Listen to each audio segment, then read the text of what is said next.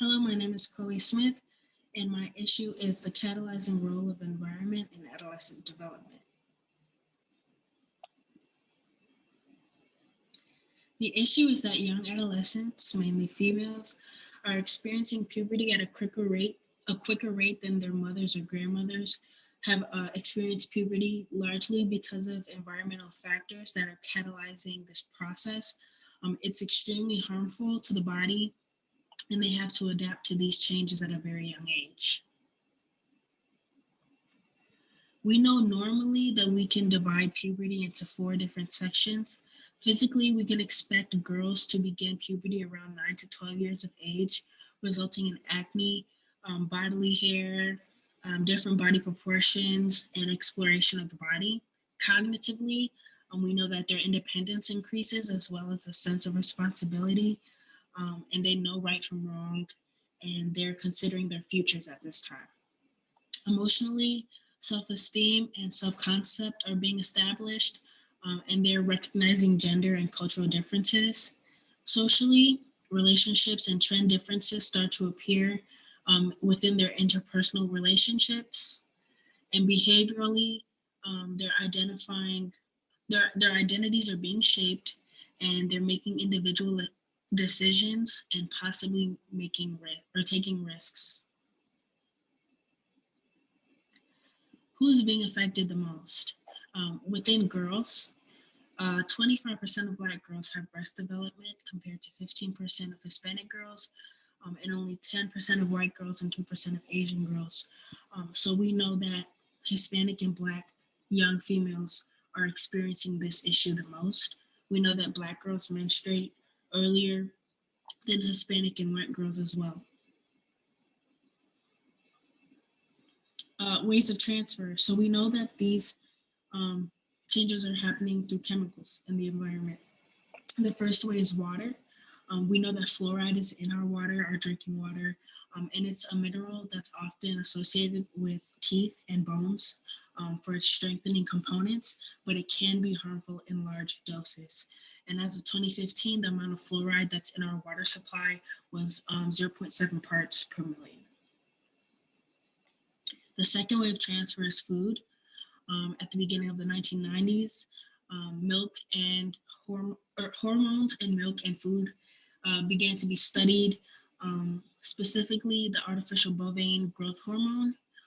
These hormones are known to be linked to cancer and other chronic diseases. So it's really no surprise that breast cancer in itself is a risk of experiencing earlier puberty. The third way of transfer is air. Plastics and insecticides are able to break down into chemicals that are similar to estrogen, and they can mimic estrogen. So when they enter the system, we know that estrogen is a hormone that promotes the development of female characteristics. So when these chemicals that mock estrogen are consumed or ingested into the body, they affect natural cellular responses and quicken maturity because of their ability to mimic it. This is an issue because there's a change in emotional health. If children are experiencing it younger, they have an even smaller chance of being able to understand their mood swings and certain emotions that they're having. Second, there's a change in physical health. We know that puberty comes with, for women, the ability to begin to or actually conceive a child.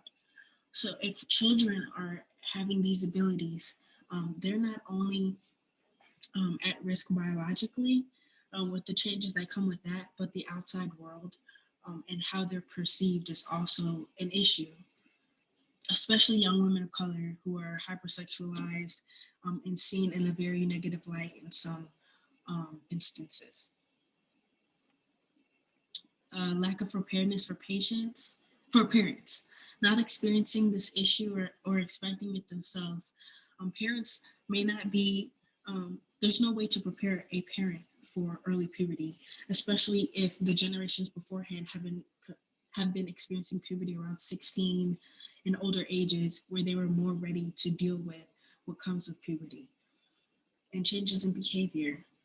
We know that puberty comes with an increase in sexual curiosity, other feelings of engagement, and interest in risky behaviors.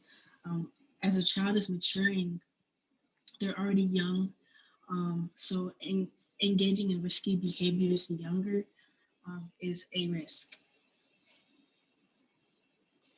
A real life case that I wanted to use between 1945 and 1955 in Newburgh and Kingston City, New York, a trial was done revolving around fluoride. I used the US Census Bureau and looked in 2019 to see that 50% of Newburgh was Hispanic at that time, and non-Hispanic whites made up 69.5% of Kingston's population. So in 1956, after the trial was done, they noticed that girls were menstruating 5 months earlier in Newburgh, and that's where the population was mainly Hispanic. They were menstruating 5 months earlier than the girls were in Kingston, where they weren't putting fluoride in the water.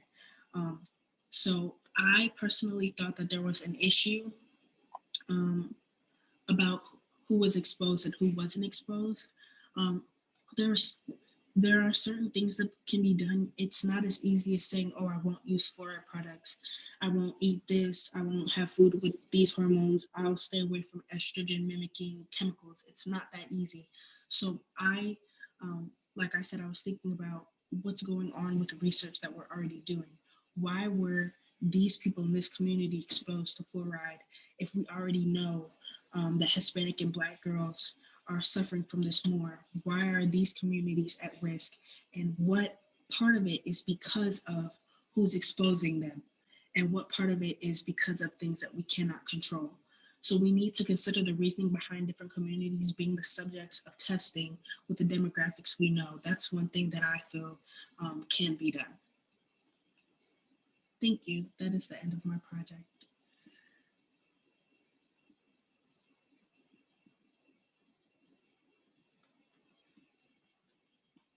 That one was great. I feel like I did that.